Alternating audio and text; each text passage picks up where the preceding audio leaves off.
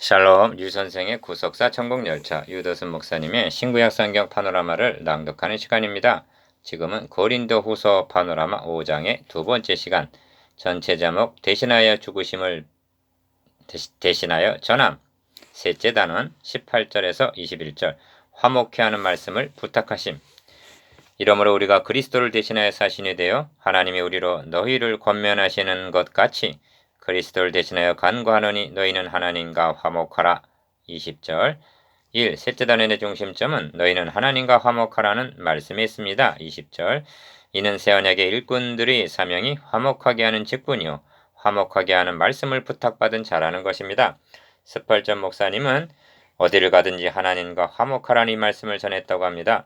죄로 말미암아 하나님과 단절된 상태에 놓여있는 죄인들에게 너희는 하나님과 화목하라는 이 말씀보다 긴급하고 절실한 말씀이 달리는 없다 하겠습니다.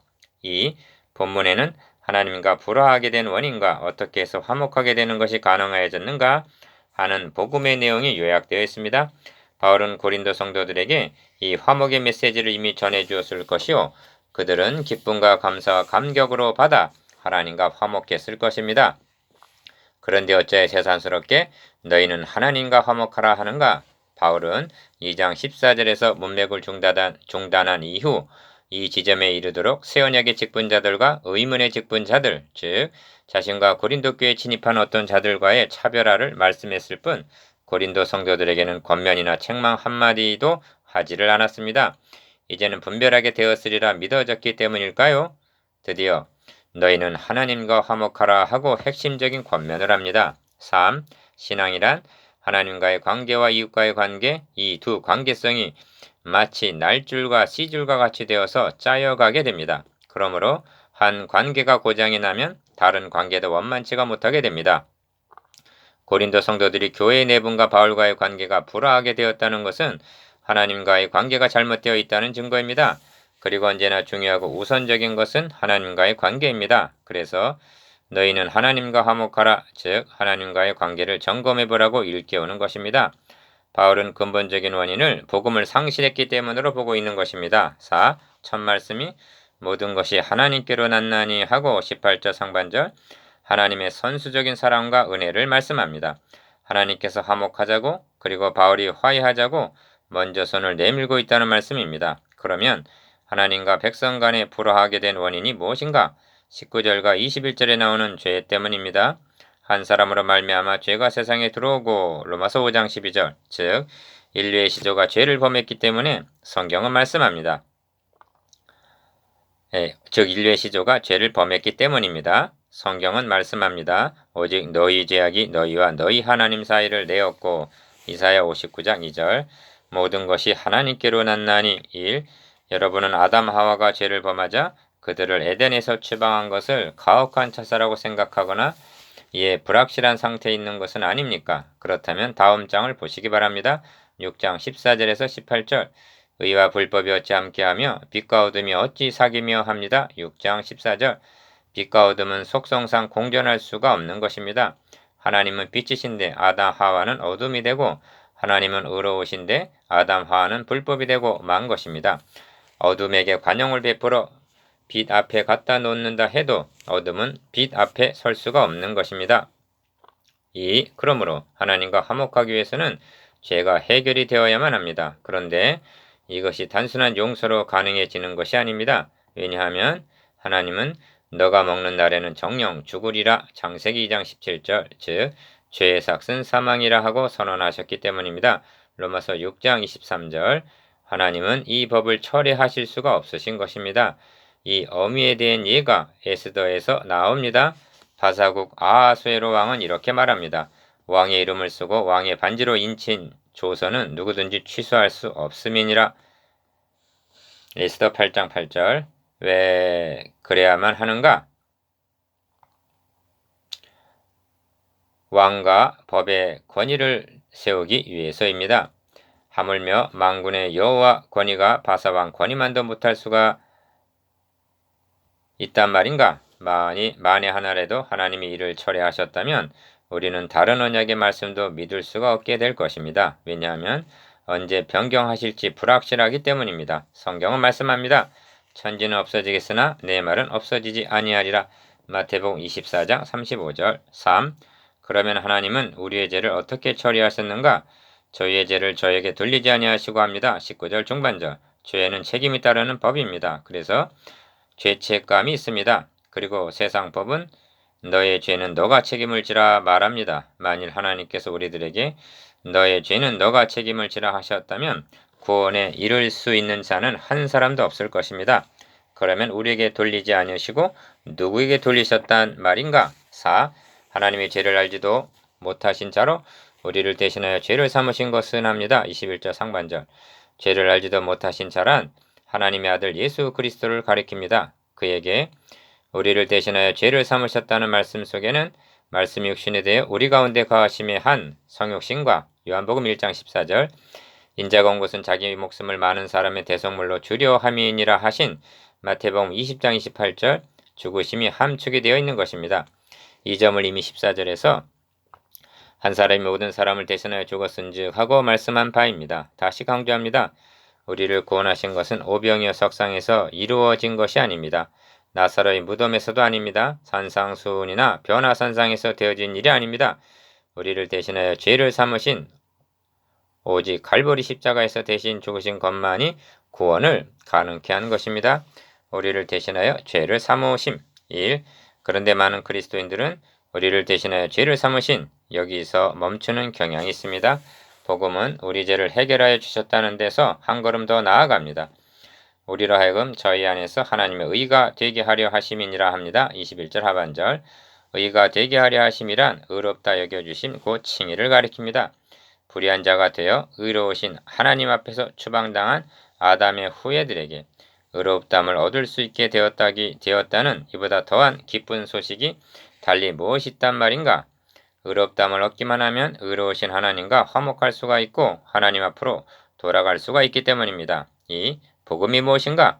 하나님의 의가 나타났다는 로마서 1장 17절, 3장 21절 소식입니다. 로마서의 주제가 바로 이 칭의 교리입니다. 바울은 칭의 교리를 나의 복음이라고까지 말하면서 생명을 걸고 이를 증거했습니다. 그런데 고린도 교회에 침투한 의문의 직분자들은 칭의 대신에 할례와 율법 준수를 말했을 것입니다. 그리하여 충돌이 일어나게 된 것입니다. 오늘날도 칭의 교리가 놓여 있어야 할 자리에 윤리가 자리 잡고 있습니다. 윤리는 칭의 안에 있습니다. 밖으로 나오게 되면 그것은 의문 노릇을 하여 정죄하게 됩니다. 그래서 의의 직분은 영광이 더욱 넘치리라 말씀하는 것입니다. 3장 9절 3. 그렇다면 하나님의 의를 어떻게 받을 수가 있는가? 기억, 곧 예수 그리스도를 믿음으로 말미암아 모든 믿는 자에게 미치는 하나님의 의인이 차별이 없느니라 합니다. 로마서 3장 22절 오직 믿음으로 받습니다. 차별이 없습니다. 다만 믿느냐 믿지 않느냐에 차별이 있을 뿐입니다. 왜? 하나님의 의가 필요하게 되었는가? 니은 모든 사람이 죄를 범하였으며 하나님의 영광에 이르지 못하더니 로마서 3장 23절 하나님 앞에 나아갈 수가 없기 때문에 즉 천국 갈 수가 없기 때문입니다. 그렇다면 하나님의 의를 의롭지도 못한 나에게 주신다는 것이 어떻게 가능하였는가? 디귿 그리스도 예수 안에 있는 구속으로 말미암아 로마서 3장 24절 즉 주님께서 우리 대신 죄값을 담당해 주셨기 때문입니다. 이것이 하나님이 죄를 알지도 못하신 자로 우리를 대신하여 죄를 삼으셨다는 말씀 속에 함의되어 있는 뜻입니다. 4. 주님의 대신 죽으심을 통해서 우리가 크게 두 가지 은혜를 잊게 되었는데 그것은 칭의와 중생입니다. 앞에서 말씀드린 대로 중생하지 못하면 영화될 수가 없고 의롭다함을 얻지 못한다면 하나님께 나아갈 수가 없는 것입니다. 오직 주님이 입혀주신 이 의의 옷을 입고 은혜의 보좌 앞에 담대히 나아가는 것입니다.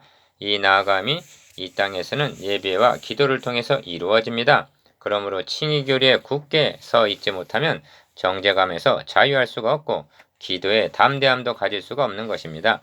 왜냐하면 이제도 우리는 실수하고 넘어지기 때문입니다. 마치 베드로가 주님을 바라볼 때는 성난 파도 위로 걸어갈 수가 있었으나 자신을 바라보자 빠져 들어가고 만 것과 같습니다.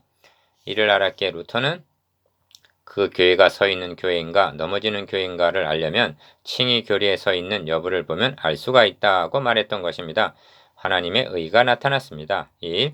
주님의 대속을 통해서 하나님도 의로우시고 예수 믿는 자도 의롭다 함을 얻게 되었다면 로마서 3장 26절 하나님과 화목하는 일에 아무 장애가 없게 된 것입니다. 기억, 이러므로 우리가 그리스도를 대신하여 사신이 되어 하나님이 우리로 너희를 권면하시는 것 같이 그리스도를 대신하여 간구하노니 너희는 하나님과 화목하라 합니다. 20절. 이렇게 권면하는 니은 우리가 누구라고 말씀하는가? 그리스도를 대신한 사신, 즉 새 언약의 직분자들입니다. 이는 고린도 교회에 침투한 어떤 자들과의 차별화를 염두에 두고 하는 말씀입니다. 이 18절에서는 우리에게 화목하게 하는 직책을 주셨다 말씀하고 19절에서는 화목하게 하는 말씀을 부탁하셨느니라 합니다. 교회 내에는 많은 직책이 있습니다. 그렇다 해도 공통 분모는 화목하게 하는 직책뿐입니다. 여러 주제의 설교가 가능합니다. 그렇다 해도 가장 중요하고 긴급하고 사화를 좌우하는 설교는 화목하게 하는 말씀입니다. 주님께 이 직분을 받고 이 말씀을 부탁받은 사람들이 새 언약의 일꾼, 영의 직분, 살리는 직분을 맡은 사람들입니다. 3, 14절에서 21절까지 안에는 대신하여 라는 말이 6번 나옵니다. 그 중에서 4번은 그리스도께서 우리를 대신하여 죽어주신가 결부되어 있고 2번은 이러므로 우리가 그리스도를 대신하여 사신이 되어 그리스도를 대신하여 간구하노니 하고 20절 새 언약의 직분자들과 결부가 되어 있음을 명심해야만 합니다. 바울은 15절에서 저가 모든 사람을 대신하여 죽으심은 산자들로 하여금 다시는 저희 자신을 위하여 살지 않고 오직 저희를 대신하여 죽었다가 다시 사신 자를 위하여 살게 하려 함이니라 하고 말씀합니다. 4. 그런데 우리가 그리스도를 대신한다 하는 점을 좀 더 깊이 생각해야만 합니다. 왜냐하면 이는 우리 육의 사람이 대신한다는 뜻이 아니라 죽으시고 다시 사신 주님께서 그리스도의 영으로 성도들에게 임하셔서 우리 몸을 도구로 삼아 복음 증거의 사역을 계속하고 계신다는 뜻이기 때문입니다. 이 점을 바울은 이를 위하여 나도 내 속에서 능력으로 역사하시니 역사를 따라 힘을 다하여 수고하노라 하고 말씀합니다. 골로새서 1장 29절 그러므로 기독교를 한마디로 요약한다면 나는 주님 안에 주님은 내 안에 라고 말할 수가 있습니다. 요한복음 15장 4절, 5절, 7절, 6장 56절 우리 옛사람이 주님 안에서 함께 죽고 함께 살리심을 받았고 연후에는 주님이 내 안에 내주하셔서 나를 통하여 역사하시기 때문입니다. 나는 주님 안에 주님은 내 안에 1. 이 점을 잊어서는 아니 될 말씀이 있습니다. 그것은 간구하노니 하는 말씀입니다. 내가 누구에게 간구하고 있는가? 불화한 사이가 화목하기 위해서는 누가 먼저 간구해야만 되는가? 가해자 편입니다. 여러분이 교통사고를 저질렀다면 피해자를 찾아가서 선처를 사정한다 해도 선뜻 화해하려 하지 않을 것입니다. 그런데 본문의 경우는 어떻게 되어 있는가? 피해자 쪽에서 오만불손한 가해자를 찾아가서 간구하노니 너희는 하나님과 화목하라 하고 있는 것입니다. 모든 것이 하나님께로 났나니 했습니다. 18절 상반절 이런 뜻입니다. 하나님 자기 아들을 화목제물로 보내셔서 가해자가 저지른 죄값을 대신 다 해결해 놓으시고는 다 해결되었으니 염려하지 말고 돌아오라 하고 사신들을 보내어 간구하고 있는 것입니다. 이것이 새 언약의 사신들이 증거해야 할 하나님의 선수적인 사랑입니다. 은혜입니다. 복음입니다. 그런데 여러분은 무슨 말을 증거하는데 열을 올리고 있습니까? 이 말씀은 오늘의 설교를 검증하게 합니다. 여러분이 우리가 그리스도를 대신하여 간구하노니 너희는 하나님과 화목하라는 설교를 하신 가장 최근의 일은 언제입니까? 여러분이 섬기고 있는 성도들은 칭의 교리에 굳게 서 있습니까? 그동안에 행한 설교에 잘못된 말씀이 한마디도 없고 유익한 설교를 했다 해도 주님의 죽으심과 다시 사심을 통해서 이루어 놓으시고 우리에게 화목해 하는 직책과 화목해 하는 말씀을 부탁하신 이 복음을 등한히 여겼다면 수건이 마음에 덮여 있는 것은 아닌지 점검해 보아야 할 것입니다. 한 가지 부원할 점은 화목해 하는 직책과 말씀 부탁은 목회자에게만 주어진 사명은 아니라는 점입니다. 우리를 자기와 화목하게 하시고 또 우리에게 화목하게 하는 직책을 주셨으니 합니다. 18절 즉 하나님과 화목한 그리스도인이라면 누구를 막론하고 이 직책과 말씀 부탁을 받은 자입니다. 이 일에 목회자가 앞장서야 할 뿐입니다. 3. 이제 묵상해 보십시다. 기억 자신이 그리스도의 사랑에 의하여 강권함을 받고 있는지 니은 화목하게 하는 직분과 말씀에 충실하고 있는지 디귿 바울이 새삼스럽게 너희는 하나님과 화목하라 말씀한 의도가 무엇인지 리을 6번 등장하는 대신의 의미에 대해서